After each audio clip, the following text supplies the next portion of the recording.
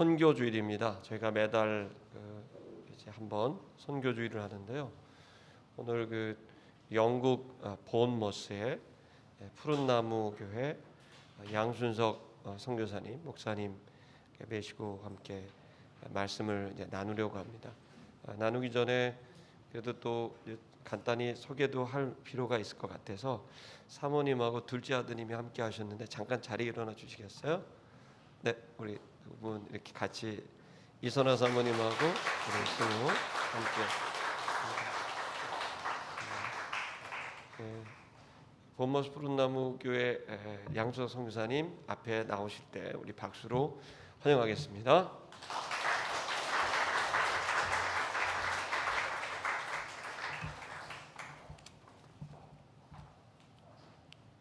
그러니까 일부 예배 때 여쭤보니까 마스크를 벗어도 된다 그래서 너무 좋더라고요. 여전히 마스크를 벗으니까 좋네요. 반갑습니다. 저는 양순석입니다.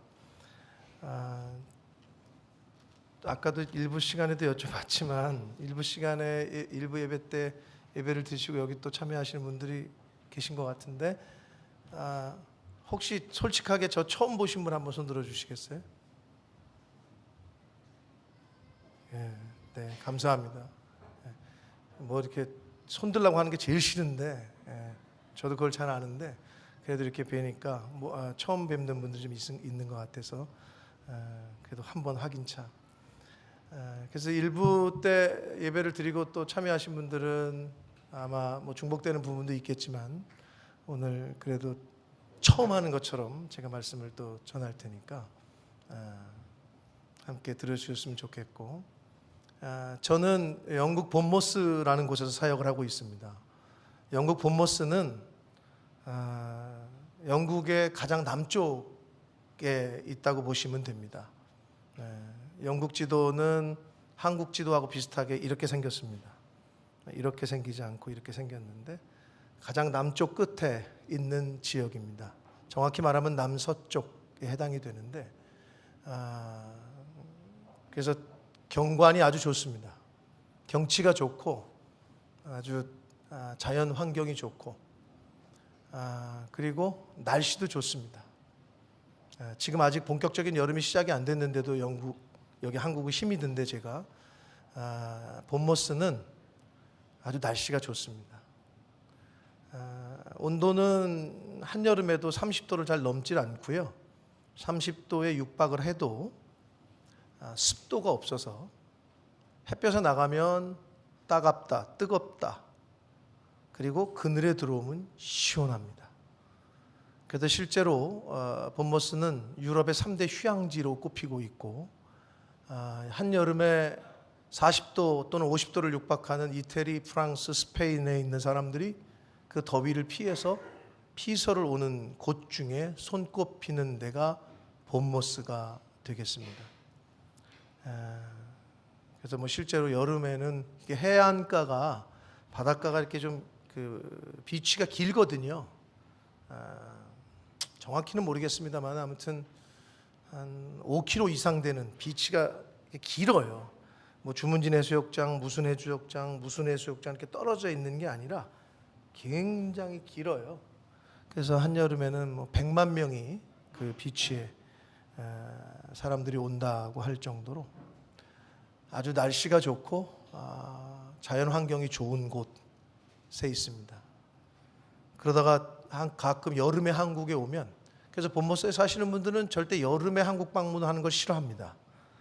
여름에 다 그리로 도망오는데 이 한국 여름이 어떤지 알기 때문에 여름에 한국 오는 걸 싫어하는데 제가 여기 와 있는데 여러분, 그러면 제가 그런 곳에 왜 가 있느냐?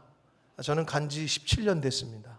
올해로 17년이 됐는데 그것은 그렇게 자연 환경적으로 좋은 곳이기도 하고 어학연수의 전문 도시로 알려져 있습니다. 그래서 대학생들, 한국의 청년들이 어학연수 영국 이렇게 치면은 그래도 첫 번째로 이렇게 검색이 되는 지역이 본머스입니다. 왜 그러냐? 표준어를 쓰는 지역입니다. 한국어에도 표준어가 있죠.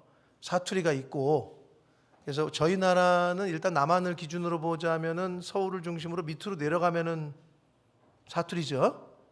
제주도 가면은 완전 다른 나라 말이고 실제로. 근데 영국은 남쪽을 중심으로 본머스 이쪽 에어리아를 중심으로 위쪽으로 올라가면은 사투리예요. 그래서 점점점 올라가서 뭐 리버풀 지나고 맨체스터 지나고 에딘버러, 스코틀랜드를 가면 우리나라 뭐 제주도다 이렇게 생각하시면 돼요. 북쪽으로 올라가면 사투리를 씁니다. 왜 그러냐? 대개 수도가 표준어죠. 근데 영국의 수도는 런던인데 이전에 런던이 수도가 되기 이전에 수도가 윈체스터라는 지역인데 그 윈체스터가 본머스 옆에 있어요. 그래서 그쪽 에어리아가 표준어를 쓰는 지역이었어요. 그래서 그곳에 이제 랭귀지 스쿨들이 많이 생기게 됐고, 그래서 한국, 뭐 일본, 중국 학생들뿐만 아니라 유럽의 뭐 스페인, 뭐 독일, 뭐 스위스, 뭐 이태리, 프랑스 친구들도 영어를 배우러 오는 곳 중에 가장 인기 있는 곳 중에 하나가 본머스입니다.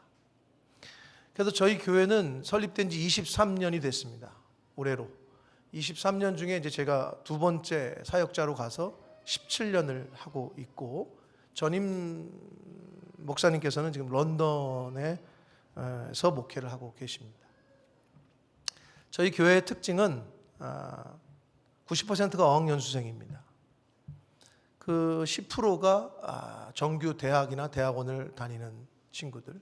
그 10명 중에 9명은 어학연수생이고 1명은 정규 대학생이다 이렇게 보시면 됩니다. 그래서 그 청년들을 도와주고 섬기고 어학연수를 오고 해외로 오게 되면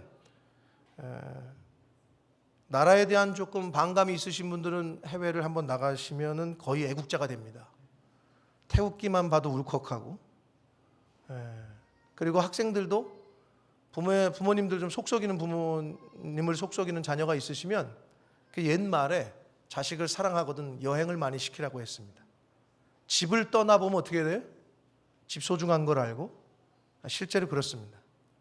그래서 오면 본인들이 영어 공부하고 싶으면서 본인들이 왔음에도 불구하고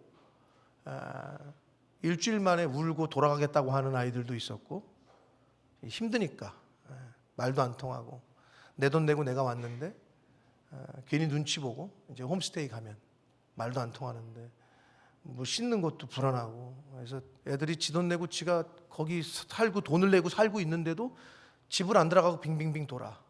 그러다가 우리 집에 와.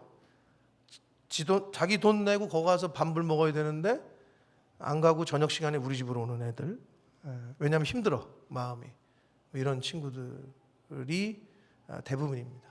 저희 교회의 장년부는 부부가 계신 가정은 세 가정인가요? 지금 언뜻 내가 생각할 때 세 가정도 되고, 기러기로 와 계신 분들이 한 세 분 정도 되는 것 같고, 그리고 이제 그 국제 결혼하신 분들 중에 남편이 영국 사람인데 이제 나오시는 분들이 몇 분 계시고, 그래서 총 한 10여 명 정도께서 어떻게 보면 17년 동안 왔다 가고 왔다 가고 왔다 가는 청년들을 섬기고 그들에게 복음을 전하고 하는 일에 함께해 주셨습니다. 저는 그래서 올해는 가끔 제가 나오긴 하는데 올해는 나올 수 있는 상황이 아니었었어요. 왜냐하면 저희 둘째 아들 아까 일어나서 인사를 잠깐 했는데 둘째 아들이 축구를 합니다. 축구를 하는데 꼭 기도해 주십시오. 여러분 오늘 이렇게 보셨는데 앞으로 보기 어려울 수도 있습니다. 그러니까 꼭 그렇게 되기를 제가 바라는데, 그래서 하나님 앞에 좀 쓰임 받았으면 하는 게 제 기도 제목인데, 아무튼 5살 때 2살 되기 전 22개월 때 바구니에 왜 비행기 보면 어린아이들 바구니 이렇게 해가지고 고기 이렇게 앉혀가지고 오잖아요. 아시죠? 비행기에 이렇게 바구니를 걸어놔. 그럼 어린아이들은 거기다 이렇게 뭐 진짜 무슨 뭐 이렇게 아기를 거기다 놓고 이렇게 오는데 그렇게 왔어요. 22개월 때. 그랬었는데 5살 되던 해에 영국의 한 축구 스카우터에게 스카웃이 됐고, 그래서 훈련을 받기 시작했고, 만 9살 됐을 때 정식으로 아카데미 계약을 했고, 그 모든 과정이 제가 뭐 하고 싶어서 한 게 아니라 하나님께서 이렇게 길을 여셨어요. 그래서 쉽지 않습니다. 영국도 모든 게 이렇게 피라미드 구조기 때문에 매년 갈수록 이제 경쟁에 의해서 떨어져요. 그러니까 재계약이 되느냐 떨어지느냐, 재계약이 되느냐 떨어지느냐. 그래서 그거를 만 18세까지 하나님께서 계속 축구를 하게 시키셨습니다. 그래서 이제 거의 정점이 프로거든요. 뭐 예체능 한국도 마찬가지입니다. 한국에서 축구하는 아이들이 프로 계약, 프로 선수가 된다는 거는 굉장히 뭐 어렵습니다. 한국도. 근데 영국도 마찬가지입니다. 전 유럽에서 영국에 와서 뛰고 싶어 하거든요. 그러니까 전 유럽에 진짜 뭐 어떤 친구들은 흑인 친구들 중에는 진짜 말이 뛰는 것 같아. 이 피지컬이 달라. 말 뛰는 것 같아. 막 그런 애들, 그런 속에서 프로가 된다. 이건 진짜 하나님의 은혜가 아니면 안 될 것 같다는 생각이 제가 있는데, 아무튼 승우가 그래서 18세까지는 계속 하나님께서 길을 여셔서 인도하셨고, 요번 시즌 끝나고 이제 프로 계약을 하느냐 마느냐, 그리고 프로 계약할 팀을 찾아야 되는 중요한 시즌이었기 때문에 올해 저희 아버님이 구순이십니다. 구순이시고 저희 어머님은 84세가 되시는데 좀 안 좋으셨어요. 그래서 이제 나오고 싶었지만 사랑은 내리사랑이라고 제 아들의 중요한 그 계약 뭐 이런 것들이 있었기 때문에 못 나오겠다 싶어서 그러고 있는 차에 올 시즌, 영국은 축구 시즌이 5월 달에 끝납니다. 근데 시즌 오프를 2경기 남겨놓고 한 경기에서 부상을 당하게 돼요. 그래서 왼쪽 쇄골뼈가 부러졌어요. 그래서 5월 초에 하여튼 그런 4월 말쯤에 그런 부상을 당했고 5월 초에 한국으로 나오기로. 왜냐하면 거기서도 이러고 있어야 되고 여기 와서도 이러고 있어야 되고 쇄골뼈는 그냥 요래고 가만히 있어야 되거든요. 붙을 때까지. 그런 상황이 발생을 했고 그래서 나오기가 좀 어려웠는데 몇 번의 PCR 검사 그리고 뭐 직항도 없어서 몇 번을 이렇게 돌아오느냐 하던 차에 대한민국 정부에서 영국발 직항을 5월 8일 날 다시 재개를 했거든요. 그래서 5월 8일 날 재개했는데 그 5월 8일 날 비행기를 타고 제가 왔습니다. 첫 비행기를 타고. 그래서 2주 자가 격리를 했고 그리고 그 이후에 이제 승우 뭐 병원 다니면서 이제 뭐 이거 찍어보고 재활이 시작됐고 그래서 지금은 거의 뼈가 완전히 붙었고 2달 동안 운동을 못했기 때문에 몸이 이렇게 좀 다운이 돼 있는데 그걸 이제 끌어올리고 그러는 과정 중에 있고요. 이번 주 금요일에 출국을 합니다. 그럼 가자마자 이제 프리 시즌이 시작돼야 되고 사실은 올해 프로 계약이 됐으면 뭐 그냥 순탄하게 가는 건데 일단 여러분 쇄골뼈 부러진 사람을 누가 계약을 하겠어요, 그죠? 그래서 시간이 좀 딜레이 될 것 같아요. 그러나 승우도 처음에는 좀 왜 하나님 지금입니까? 굉장히 중요한 때였거든요. 그래서 좀 낙심도 하고 했었는데 지금은 마음을 하나님께서 또 고쳐주셨고 다시 마음을 잘 품고 아마 하나님께서 더 좋은 길로 인도하시리라고 믿고 그래서 올 한 해에 이제 다른 팀에서 운동을 하면서 경기를 뛰면서 이제 프로팀을 찾게 됩니다. 여러분 박지성 이영표 선수가 히딩크를 만났기 때문에 유럽으로 올 수 있었던 건 사실입니다. 그 전까지 뭐 이영표 선수의 스토리를 여러분 많이 아시겠지만 건국대학교 4학년 때까지 올림픽 대표팀에도 한 번도 못 뽑혔었는데 하나님께서 이제 길을 여시기 시작했는데 예체능이 특히 예능보다 체능이 왜 힘드냐 하면 예능도 그렇겠지요.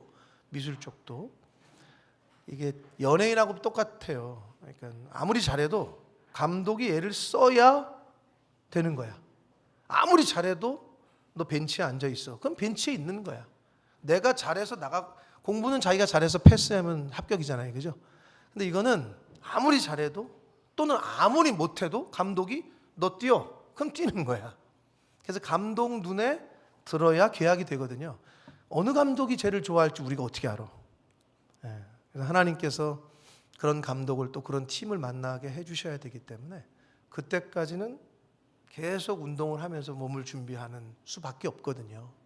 굉장히 어떻게 보면 지루한 기다림이 될 수가 있는데 생각나실 때 기도해 주십시오. 그러면은 여러분이 지금 아까도 오전에도 그랬지만 이거를 지금 마스크를 쓰고 있기 때문에 대답 안 하시는 걸로 제가 괜히 오해를 할 수 있기 때문에 제가 물어보는데 아무도 대답을 안 하니까 조금 이렇게 그런데 이제 제가 오전에도 이거 쓰고 있기 때문에 대답을 못 하시는 걸로 제가 이해를 하는데 아무튼 그래서 우리 영표 형제를 우리 승우가 가장 힘들어할 때 이영표 형제를 런던에서 만났어요. 런던에서 개인적으로 좀 이렇게 연관이 있어서 만나게 하셨는데 거기서 영표 형제에게 좋은 영향력도 받고 그래서 승우가 마음을 고쳐 먹는데 아주 도움이 됐고 그래서 이영표 선수 그 지금 이제 강원 FC 대표이긴 한데 그 영표 형제가 한국 스포츠의 스포츠 선교에 큰 역할을 했던 것처럼 저는 승우를 통해서 하나님께서 좋은 복음을 전하고 하나님의 일에 좀 쓰임을 받기를 그러는 마음으로 그렇게 서포트를 하고 도와주고 있는데 여러분 생각나실 때마다 기도해 주시고 혹시 모르니까 미리 사진 찍어 두시고 농담입니다만은 꼭 그런 날이 와서 하나님의 나라를 위해서 그렇게 쓰임 받을 수 있도록 아까도 말씀드렸습니다만 뭐 영국에서 나 뽑아 주셔야 한다고 뽑아 주는 사람들도 아니고 하나님께서 길을 여셔서 오늘날까지 왔어요. 아무튼 그래서 승우 때문에 이게 부러지는 바람에 제가 오늘 이 자리에 여기 있습니다. 그래서 나오게 됐고 이제 돌아가게 되는데 이번 주 금요일 날 가게 되는데 오늘 이런 시간이 있어서 함께 말씀을 나누고 또 저희 사역도 소개하고 또 새로운 선교의 다른 그 말씀들 생각들을 좀 나눌 수 있는 시간이 돼서 너무 감사합니다. 약 5년 전인가요? 제가 우리 이규 목사님에게 이 교회에서 신촌 아름다운 교회에서 파송을 받았는데 17년 됐는데 그 이전에는 사실은 선교사가 파송교회가 없다라는 거는 어떤 의미에서는 고아와 같습니다. 고아는 부모 없이 자기가 알아서 해야 되잖아요. 선교사는 그런 파송교회가 없다는 건 알아서 해야 된다는 거거든요. 물론 파송교회가 있어도 알아서 하는 게 대부분이긴 한데 그럼에도 불구하고 제가 가장 어려운 시기에 물론 저보다 2년 선배세요. 물론 지금 여러분이 놀라시는데 제가 선배인 것 같은데 저보다 2년 선배시란 말이에요. 그래서 학교에서는 이제 이렇게 왕래가 그렇게 없었고 2년 선배이시기도 하셨고 지금도 이렇게 그러시는데 그 당시에도 굉장히 아주 그냥 이렇게 조용하시고 운동장을 걸어가실 때 저는 그게 늘 기억이 되는데 목사님은 또 나랑 반대로 똑같이 저도 운동장에 있었고 목사님도 운동장에 있었는데 목사님은 이렇게 걸음이 느리셔. 지금도 느리시지만 그때도 이렇게 젊었는데도 이렇게 느리게 걸어가.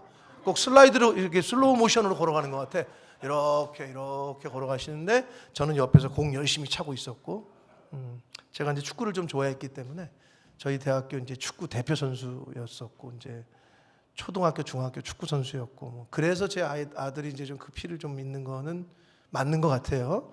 그런 것 같긴 한데 아무튼 그랬었는데 좀 어려운 시기에 2011년도 12년 요 때에 목사님을 다시 이제 졸업 후에 만나게 됐고 그러는 과정에 목사님께서 제 얘기를 들으시고 저의 사역을 또 들으시고 이제 그렇게 파송을 해주시고 그때부터 이제 다시 만남과 관계가 시작됐습니다.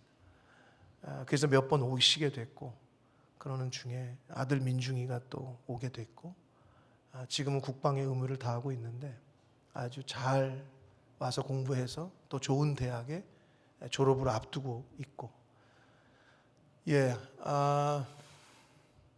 제가 영국에서 왔다고 하면은 대부분의 교회들은 또 대부분의 교회를 다니시는 분들은 목사님들조차도 저를 선교사로 여겨주시는 분은 별로 없습니다.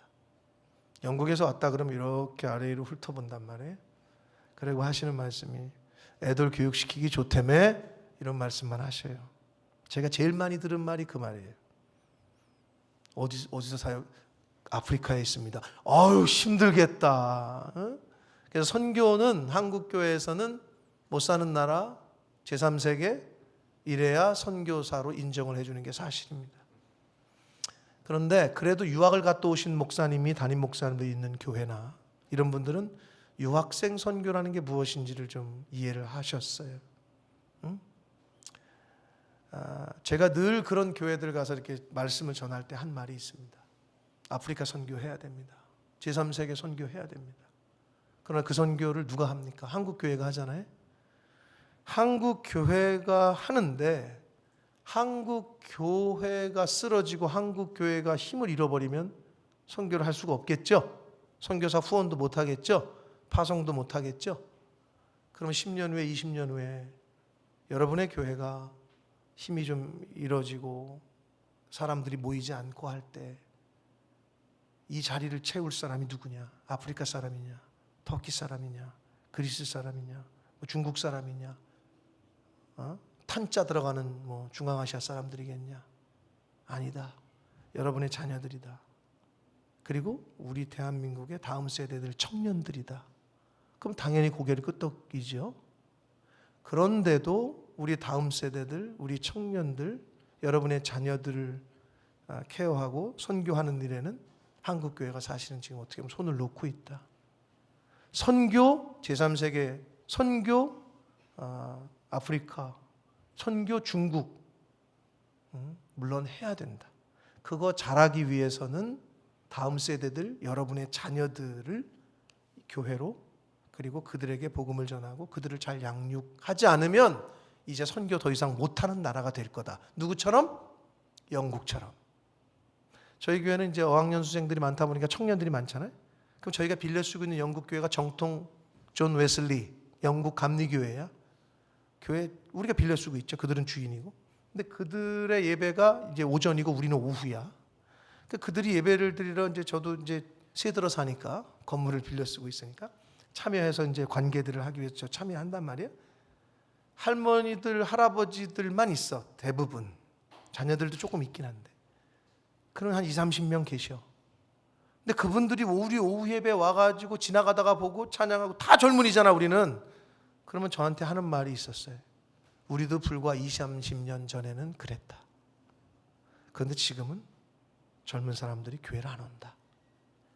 제가 볼 때 한국의 20, 30년 후의 모습일 겁니다. 이걸 준비하지 않으면.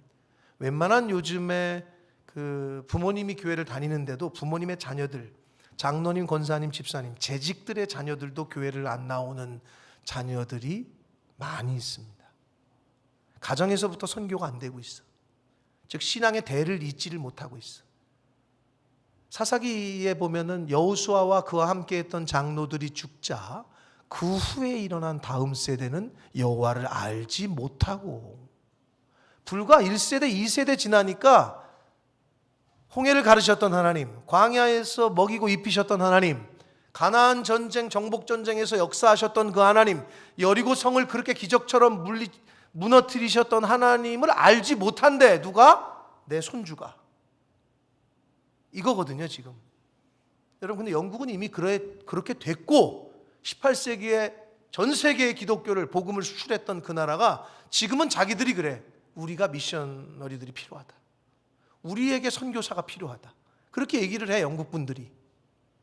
그러면서 우리도 20, 30년 전에는 젊은이들이 이렇게 많았다. 여러분 한국 교회 어떻습니까? 아직은 괜찮은 것 같아요? 여러분 이미 시작이 됐습니다. 이미 다음 세대들에게 하나님을 전해주지 않고 복음을 전하지 않으면 금방 영국처럼 될 거예요.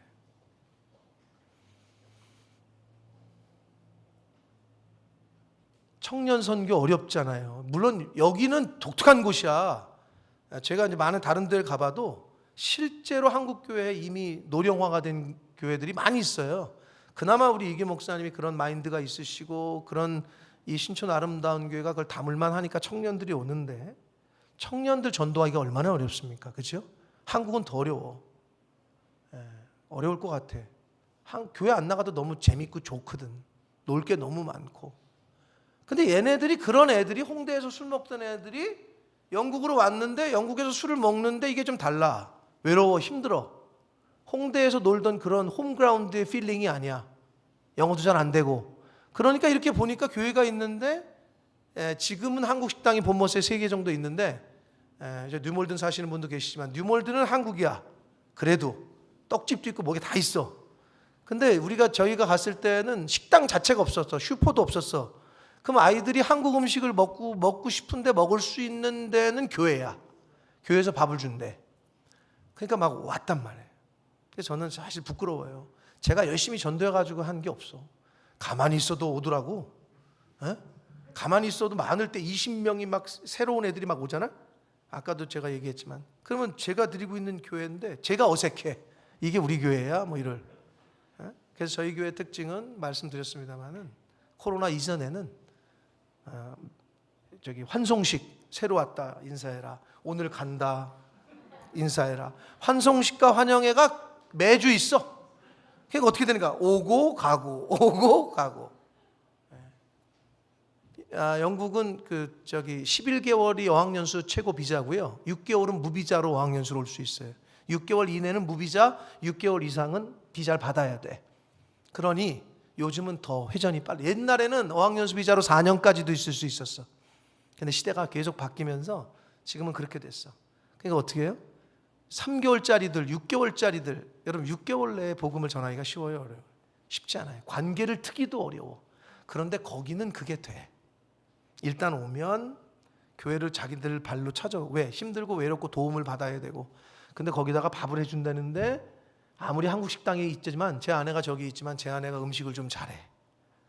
나중에 한번 오세요. 꼭 오시면 제가 해드리는 건 아니고 제 아내가 해줄 건데 음식을 잘해. 그럼 아이들이 또 제 아내가 야 얘따 먹어라 이런 느낌이 아니야. 이게 뭐지? 왜 나에게 이런 대접을 하지? 여러분 대접을 받는다는 것과 얘따 먹어라는 사람이 저기가 있어. 영이 있기 때문에 잘 알아. 자기가 지금 대접을 받고 있다 이 느낌을 받잖아요. 그럼 아이들이 마음의 문을 열어요. 그래서 제 아내가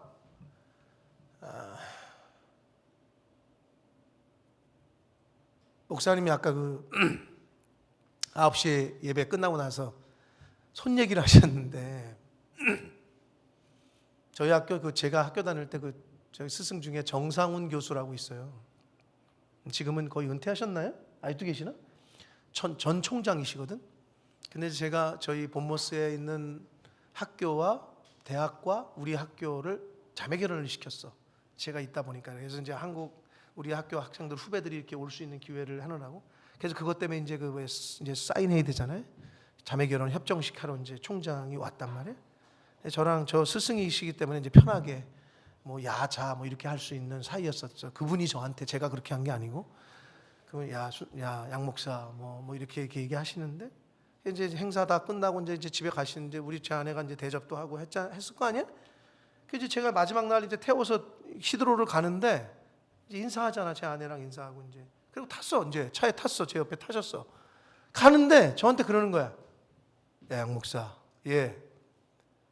사모님한테 잘해라. 그러는 거예요 갑자기. 그래서 왜요? 그랬더니 손이 장난이 아니다. 자기가 손을 이렇게 딱 잡았는데 근데 그 얘기를 목사님이 또 하시는 거야 오늘. 근데 그 생각이 딱 나는 거야.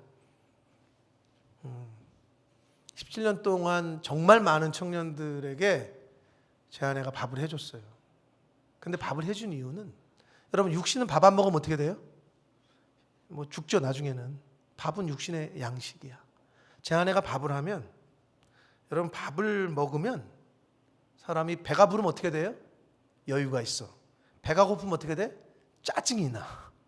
배가 고프면 신경이 날카로워지잖아.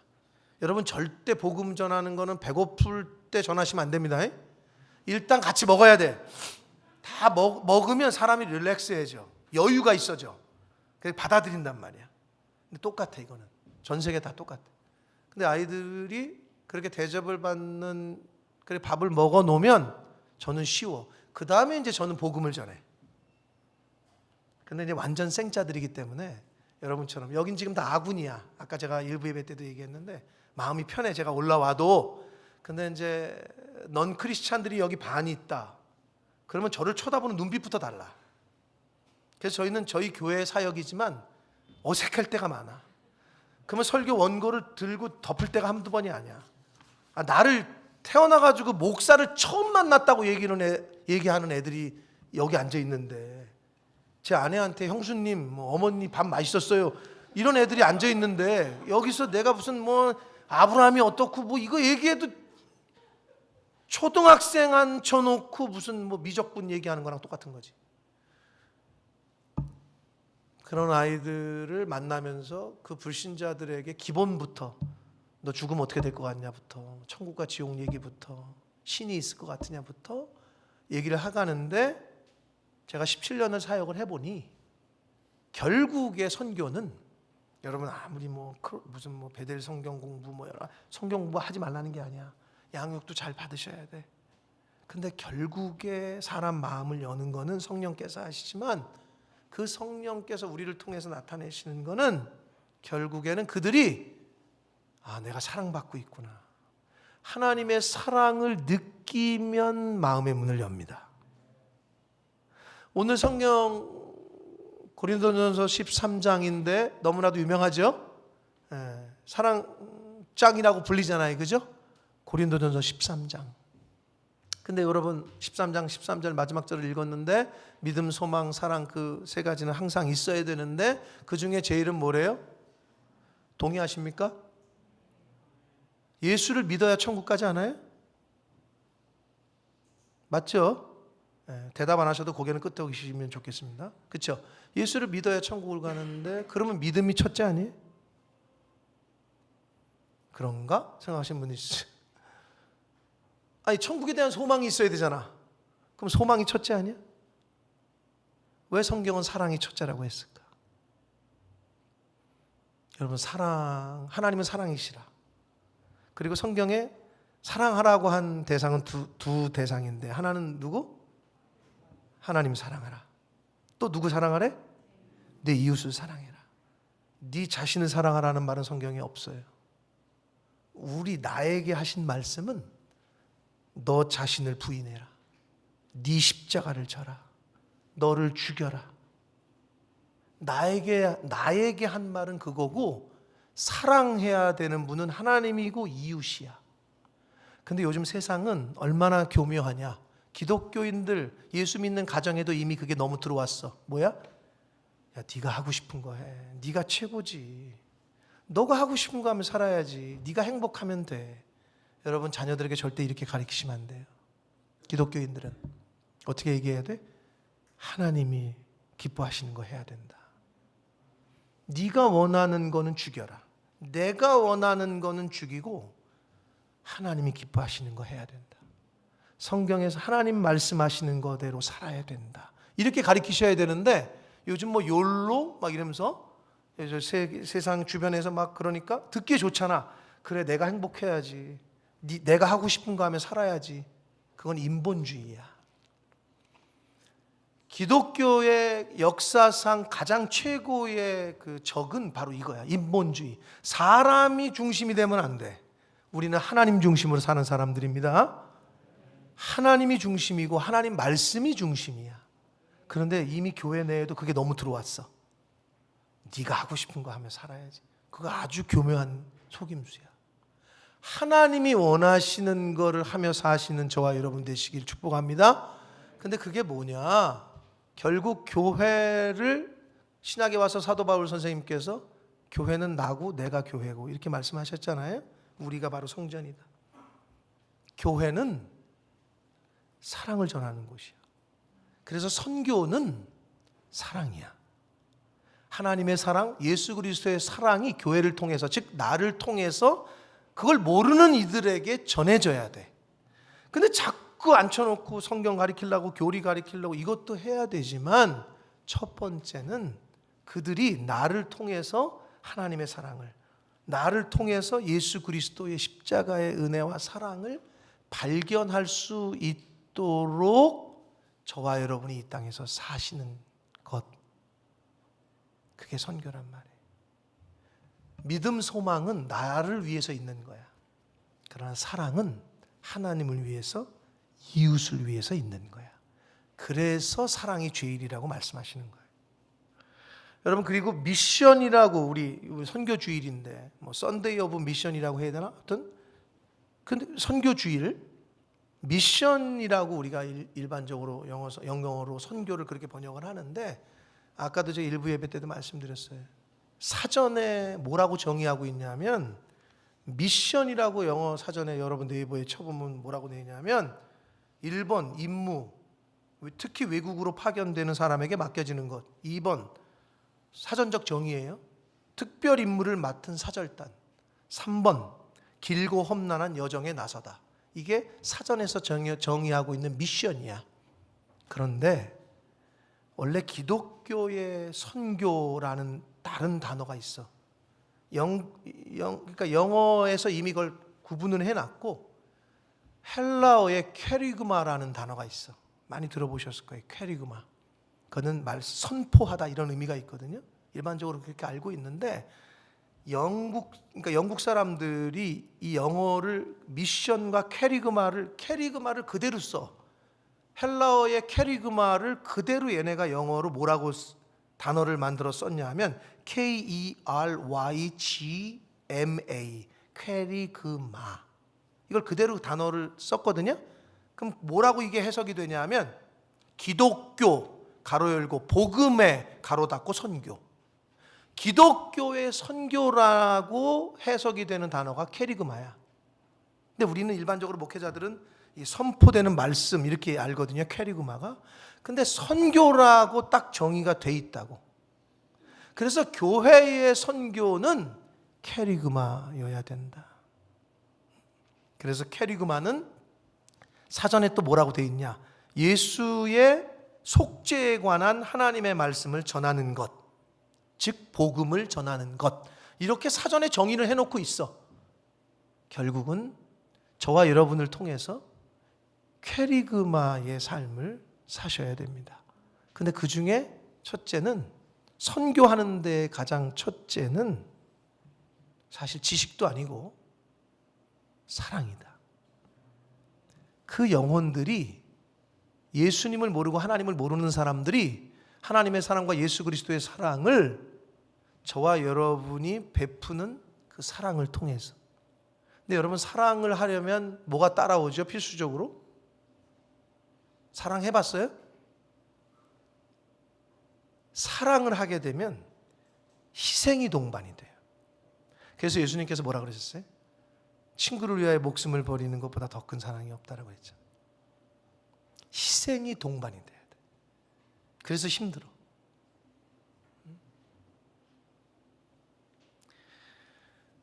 저희 교회의 사역을 코로나 이전에 하던 거의 똑같습니다. 왜? 1년이 되면 우리는 거의 전성도가 다 바뀌니까. 그러니까 우리는 계속 이게 뭐 바뀌니까 1년의 그 사역들이 거의 똑같이 진행이 되는데, 청년들 여러분 그 선교하는데 또 좋은 거는 뭐 우리나라 그 한국에서 뭐 관계전도 이러잖아요. 그거 맞는 말인데, 관계를 좋게 하려면 같이 밥 먹으면 좋아지죠. 그리고 더 친해지면 어떻게 돼? 같이 뻘개 먹고 목욕탕도 가고. 근데 더 친해지면 여행을 같이 가잖아. 그럼 여행을 다녀오면 친해지거든요. 그래서 저도 학생들이 어학연수를 왔지만 여행을 가고 싶은 욕구가 있어. 그래서 유럽으로 온단 말이에요. 그래서 여행도 많이 갔어요. 안 믿는 친구들이랑. 교회차 9인승 본거에 태우면 뭐 가까운 영국 뭐 코츠월드, 뭐 세븐 시스터즈, 브라이튼 이런 데를 버스 타고 가면 힘드니까 교회에서 여행 간다. 선착순 하면은 실비를 받아서 걔네들하고 같이 데이 트립을 가. 그러면 어떻게 해? 그 하루 동안에는 저한테 얘네는 묶여 있는 거지. 그 버스 안에. 목사랑 계속 같이 다니면서 이야기하고 밥 먹고. 그리고 좀 멀리 가면 벨기에, 뭐 프랑스, 뭐 포르투갈, 아이슬란드 가보신 분 있을 텐데, 저는 3번을 갔는데 3번 다 오로라를 못 봤네. 오로라 보러 간다는데. 그리스 산토리니 섬 가보신 분 계실 텐데, 몇 번 가보셨어요? 한 번? 난 15번 갔네. 매년 가니까. 그 청년들하고 매년 가니까 뭐 산토리니에 내 친구가 있어. 오죽하면 수베니어 숍 하는 친구 페트로라고. 가면 그냥 배는 이렇게 오 마이 프렌드 막 이러면서 끌어안고 가는 곳마다 친구가 있어 그리스에. 그럼 그리스 이렇게 트립을 가면 열흘 동안 그 안 믿는 애들은 나한테 꽉 잡혀 있는 거지. 그러면 그 과정에서 밥 먹으면서 밤에 얘기하고 또 인생 상담도 하고 그러면서 성경 야 여기 봐봐 성경에 있는 그 실제 이야기가 이렇게 존재하지 않냐? 자동적으로 이게 복음이 전해지고 그래서 그런 사역들을 했는데 제가 영상을 한번 준비했는데 코로나 이전에 가장 최근의 영상입니다. 보시면 저희 교회가 저런 일을 하는구나. 여러분 깜짝 놀라지 마십시오. 보다가 여러분 잘 아시는 사람들도 좀 나오는데 너무 놀라지 마시고 보시면 좋겠어요.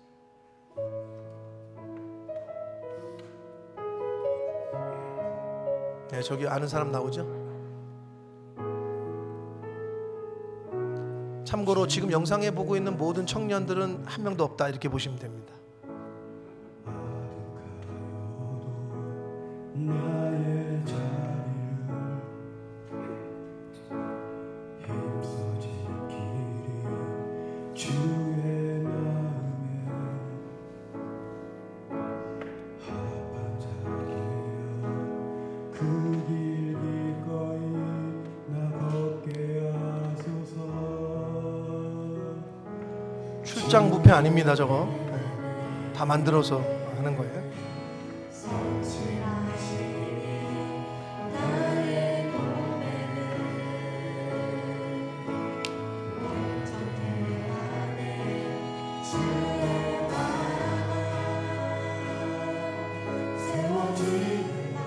어서 많이 보시던 분이 나타나셨는데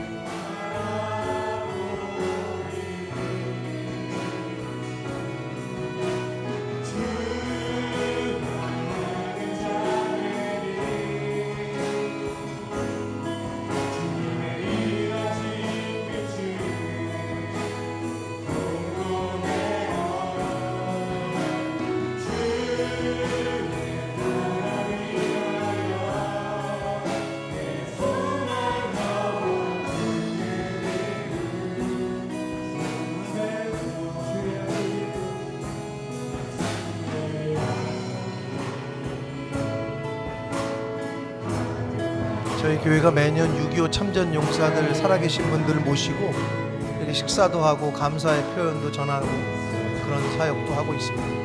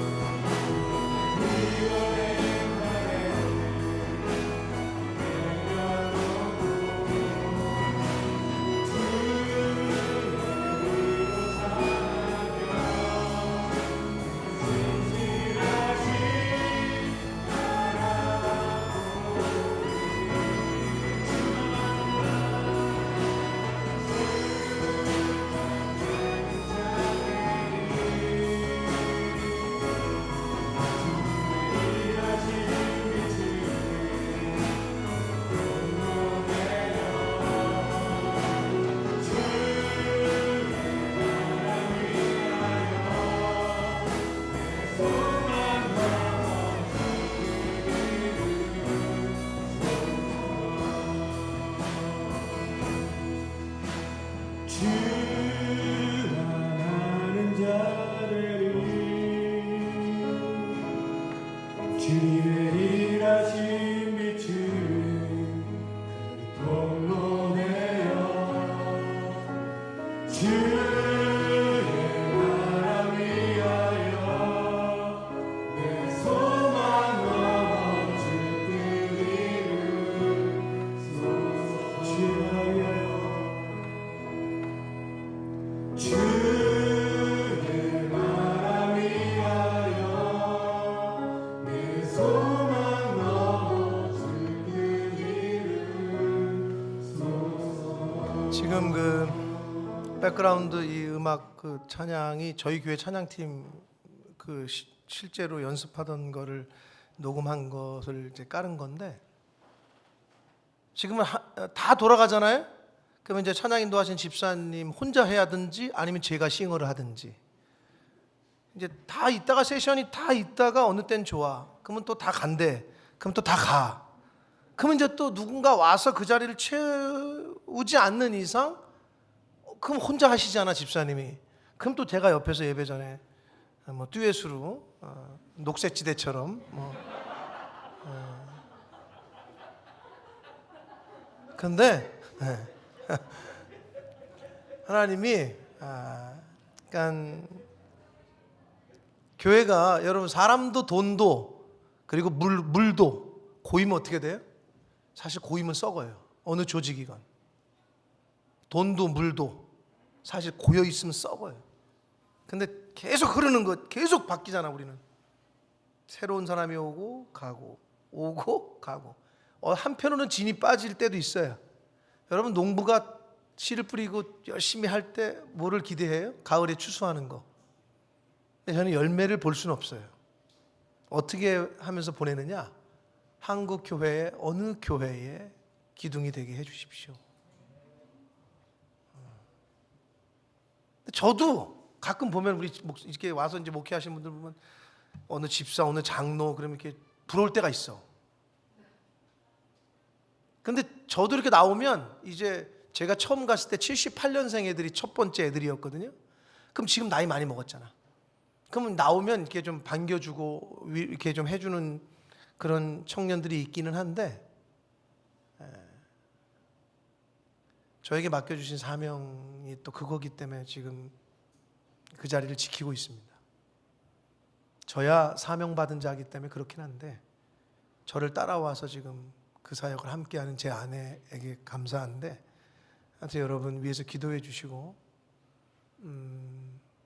코로나 포스트 코로나 이후에 어떻게 될지 모르겠습니다만은 본머스는 특히 영국은 유럽의 허브입니다. 그리고 뭐 이스라엘 그리고 뭐 아랍 계통으로 가기에도 아주 유럽의 허브이기 때문에 그곳에 좋은 또 영어는 전 세계적이니까 언어를 배우고 와서 신앙적으로 또 이렇게 리프레시도 되고 영어 배우면서 꼭 한번 오셨으면 좋겠고 오시면은 제가 가까운 데 여행을 모시고 다닐 수도 있고 여러분 자녀들 중에 속썩이는 자녀 있으면 보내세요. 그러면 한국보다는 바뀔 가능성이 많이 있습니다. 한국보다는 그러니까 하여튼 우리 글로벌한 시대에 우리 다음 세대들이 영어뿐만 아니라 보는 시각도 좀 넓히고 생각도 넓어지고 하는 좋은 어떤 베이스 캠프가 될 수 있는 곳이 영국이고 또 본머스다. 런던은 여기 사시는 분 계신데 흑인들하고 아랍 사람들 많이 구경하려면 옥스퍼드 스트리트 가시면 돼요. 근데 브리티시들이 사는 데는 또 따로 있고 아무튼 브리티시들의 비율이 가장 높은 곳이 통계적으로 나와 있는 자료에 의하면 본머스가 1등입니다. 브리티시 비율이. 아무튼 여러분 저는 금요일 날 다시 돌아가는데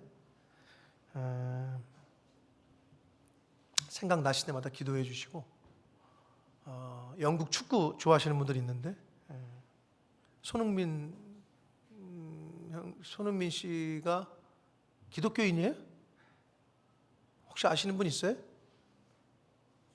잘 모르세요? 그런데 기독교인 것 같기는 해요. 계속 이렇게 기도하더라고요, 이렇게. 예. 근데 아무튼 저 아들도 맨날 공차기 전에 이렇게 기도하고 시작하는데 저만 보는 게 아니라 여러분 모두가 볼 수 있게 되는 그날이 오기를 바라면서 여러분 생각나실 때마다 기도해 주시고 BBC 뉴스 보실 때마다 영국 뉴스 나올 때마다 한번 떠올려 주시고 기도해 주시고 또 어떻게 압니까? 여러분의 자녀나 여러분의 손주, 손녀들이 또 오게 될지 그런 곳 와서 영어도 배우고 신앙도 새로 정립이 되고 할 수 있는 그러한 신앙의 훈련소 같은 그런 곳이 될 수 있도록 여러분 기도해 주시고 그리고 교회의 제일은 뭐다? 사랑이다. 믿지 않는 사람들이 왔을 때 그 교회가 나를 사랑으로 지금 맞아주고 있구나 이렇게 느끼면 그 교회는 부흥합니다. 선교의 제일은 사랑입니다. 기도하겠습니다. 살아계신 하나님 아버지, 오늘 하루도 생명을 연장시켜 주시고 복된 주의 날을 허락하시고 주의 이름으로 함께 모여 하나님 앞에 예배드릴 수 있도록 은혜해 주셔서 감사합니다. 아버지 하나님, 저희를 이 땅에 보내신 이유, 또 은혜 주셔서 예수 믿게 하신 이유가 하나님을 모르고 예수 그리스도를 모르고 죽어가는 그 영혼들에게 하나님의 사랑과 예수 그리스도의 십자가의 사랑과 은혜를 저희들을 통해서 그들에게 잘 알려주라고 보여주라고 저희를 이 땅에 보내시고 오늘 하루도 이렇게 살게 하시는 줄 믿습니다.